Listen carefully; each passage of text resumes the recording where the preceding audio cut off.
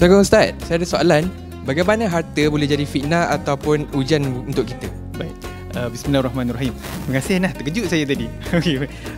Kita nak kena faham dulu apa itu harta. Sebelum saya nak jawab soalan tu, kita kena clear dulu apa itu harta. Harta ni, kata Ibn Manzur dalam kitab karangannya Lisan Al-Arab, katanya semua benda yang kita miliki, dia adalah harta lah. Maksud sebab apa saya cerita pasal harta? Sebab kita nak kena clear, harta ni bukan sekadar rumah, bukan sekadar kereta, bukan sekadar tanah, tetapi semua benda adalah harta yang kalau kita punya. Contoh paling dekat, baju saya, harta saya. Harta ini kalau kita dah faham, dia boleh jadi ujian pada kita sebenarnya. Allah dah jawab dalam surah At-Taghabun sebenarnya. Dalam surah At-Taghabun, Allah sifatkan harta yang kita ada ni, harta yang kita ada sampai hari ini ni, boleh jadi ujian dan juga fitnah. Apa dia? Ini saya nak bagi benda yang ringkas. Kalau kita duk faham, mungkin harta ini boleh jadi ujian bila mana kita mencarinya, mungkin kita tamak, kita lalai pada Tuhan, itu satu aspek. Tapi harta ini boleh jadi ujian juga. Hibah ni kita tahu.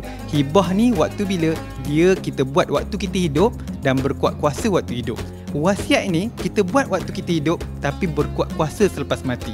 Cumanya di sekat sini, bila mana dia jadi ujian, kita dah belajar hibah ni, tapi buat hibah bagi pada anak yang tersayang saja. Lepas kita mati, adik-beradik dia, anak beranak kita bergaduh sebab kita pilih kasih bagi pada anak yang kita sayang. Maksudnya saya nak kata sini, harta itu ujian buat kita waktu kita hidup, nak bagi pada siapa, itu ujian sebenarnya. Itu sebab Allah tegur, Nabi tegur dalam riwayat Bukhari sebenarnya, wattaqullah wa'dilu baina auladikum, bertakwalah kepada Allah, adillah sesama anak kamu.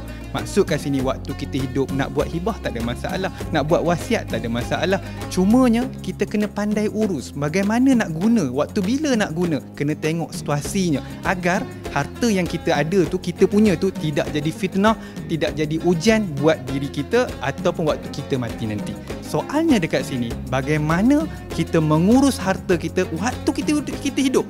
Sebab waktu kita hidup ni lah, bukan sekadar kita nak jaga waktu hidup, tapi waktu kita mati nanti, adakah kita mewarisi kerana harta tu lah waris kita dapat tenang, bahagia hidup, ataupun sebaliknya.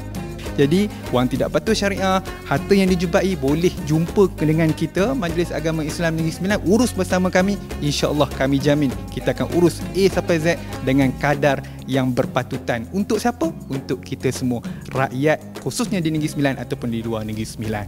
Terima kasih Ustaz. Terima kasih, jumpa lagi ya Nas ya.